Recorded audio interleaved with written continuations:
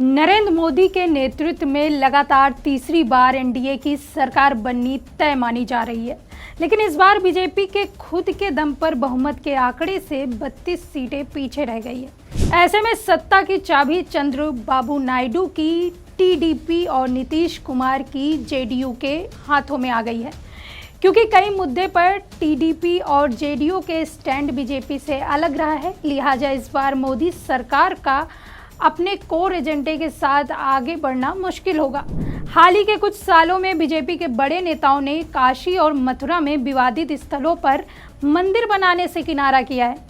पिछले महीने एक इंटरव्यू में बीजेपी अध्यक्ष जेपी नड्डा ने कहा था कि काशी और मथुरा में विवादित स्थलों पर मंदिर बनाने की फिलहाल कोई योजना नहीं है और क्या ही कर सकते हैं। जहां त्रेता में रामराज की स्थापना से पहले 14 साल तक चरण पादुका की सत्ता थी, कलयुग में एक बार फिर से ऐसी ही सत्ता जनता के सामने आ रही है।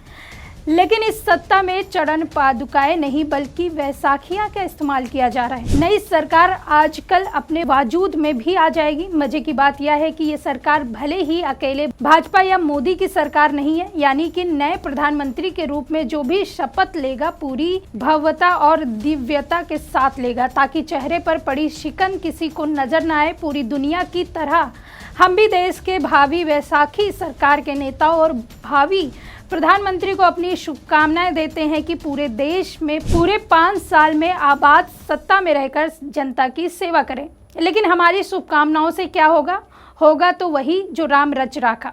राम जी की लिखावट हम जैसे आप लोग कैसे समझ सकते हैं? राम जी की लिखावट उन्हें अयोध्या लाने का दम दिखाने वाले लोग ही नहीं पढ़ पाए और ठीक नए मंदिर के आसपास ही जीत का परचम तक नहीं फहरा पाए। देश में गठबंधन की सरकार कोई पहली बार नहीं बन रही है।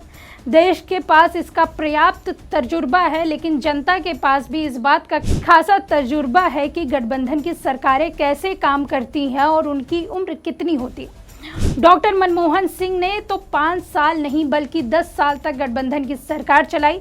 2024 में भी जनादेश भाजपा सरकार की तानाशाही के खिलाफ आया, लेकिन सहयोग से जनता ने पार्टी को तो सत्ता से हटा दिया। लेकिन जिस व्यक्ति को लेकर आक्रोश था, वो नया चेहरा लगाकर वैसाखियों के सहारे फिर सत्ता के शीर्ष पर बैठ गया। क्योंकि ये नई सरकार वैसाखियों के सहारे चलने वाली सरकार है, इसलिए इस बार तानाशाही के सर उठाने के अवसर तो कम आएंगे, लेकिन कहते हैं चोर चोरी छोड़ सकता है लेकिन हेरा फेरी नहीं।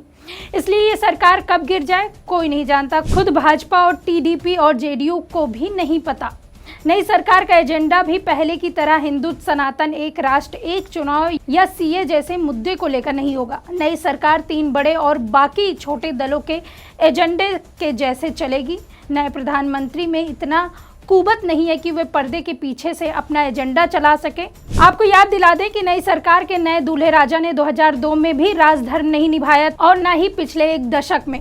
2002 में टोकने वाले अटल बिहारी वाजपेयी भी थे, लेकिन बीते एक दशक में किसी ने भी अटल जी की तरह राजधर्म की याद दिलाने की हिम्मत नहीं दिखाया। सबके सब साहिब के सामने भीगी बिल्ली बने रहे। नई जनादेश के बाद भी सबने बड़ी पार्टी के संसदीय दल की बैठक में कोई एक महावीर उठकर खड़ा नहीं हुआ जो पार्टी का बंटाढार करने वाले अपने नेता से सवाल कर सके।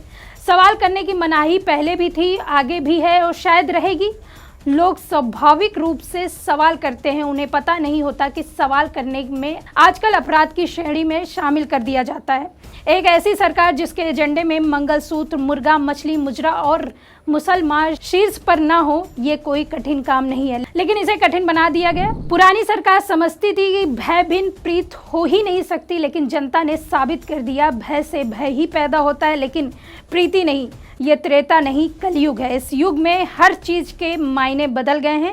भारत को उन देशों की नकल भूलकर भी नहीं करना चाहिए जहां भय दिखाकर प्रीति करने के लिए डराया जाता है। देश की 18वीं संसद भी इस नए सरकार की तरह बदला हुआ नजर आएगा।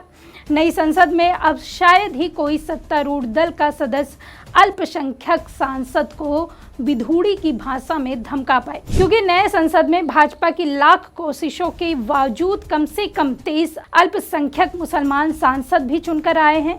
नई संसद में हाथी का प्रवेश वर्जित कर दिया गया है। भाजपा की बी टीम माने जाने वाली कुछ दलों की ताकत भी इस बार सदन में कम दिखाई देगी। संसद में संतुलन साफ दिखाई देगा। अब सत्तारूढ़ दल विपक्ष की अनदेखी नहीं कर पाएगा। तो जाहिर सी बात है, जिस तरह से 8 जून को प्रधानमंत्री नरेंद्र मोदी शपथ ग्रहण करेंगे या फिर नहीं, क्योंकि अभी नीतीश कुमार कब पलटी मार दे ये भरोसा नहीं है। क्या कल मार भी सकते हैं या फिर परसों भी मार सकते हैं, क्योंकि उनके दिमाग में सिर्फ मुख्यमंत्री और प्रधानमंत्री ही चलता है, उन्हें देश का विकास नहीं दिखता। फिलहाल इस वीडियो पर आपकी क्या राय है कमेंट बॉक्स पर जरूर बताएं। तब तक के लिए देखते रहिए 4 PM न्यूज़ नेटवर्क।